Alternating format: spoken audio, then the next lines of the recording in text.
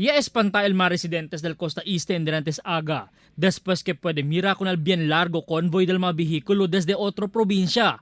Ella puede ma-intercept el personajes del Task Force Zamboanga alina checkpoint, highway del Putik en Dirantes Aga.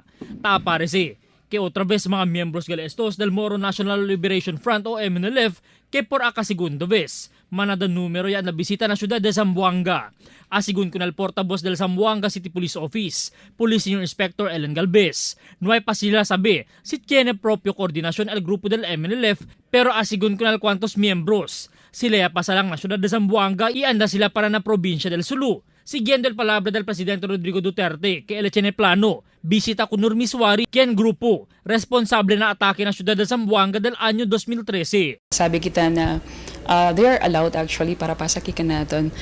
It happened few months ago na tapos lang manggat sila pasakan natin. Basta LD aton SOP aki, LD aton Task Force Zamboanga, si man pwede kanila man intercept na checkpoint ba or on the parte.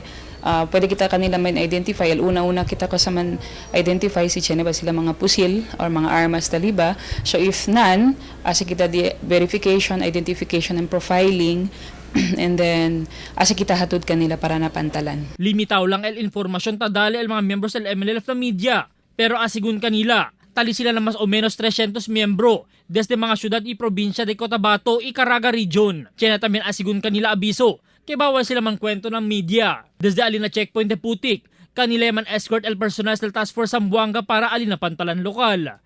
Asigun na PNP, nuhay ko sa violasyon niya komete el MNLF na di ila pasada aki na syudad de Zamboanga. Siyendo nuhay sila mga armas taliba y mga uniforme. 2 beses na po nangyari nung may bisita rin sila sa Hulo at naghingi ng dumaan dito sa atin. So ang ginagawa po ng ating mga field officers ay sila mismo po yung nag-escort dito sa mga personalities na ito papuntang pantalan para po hindi mag-create ng panic para sa ating mga civilian. Ta esta ahora dentro del compound del pantalan estos mga MNLF esperando con el barco que mambiyahe kanila para na Hulo, Sulu.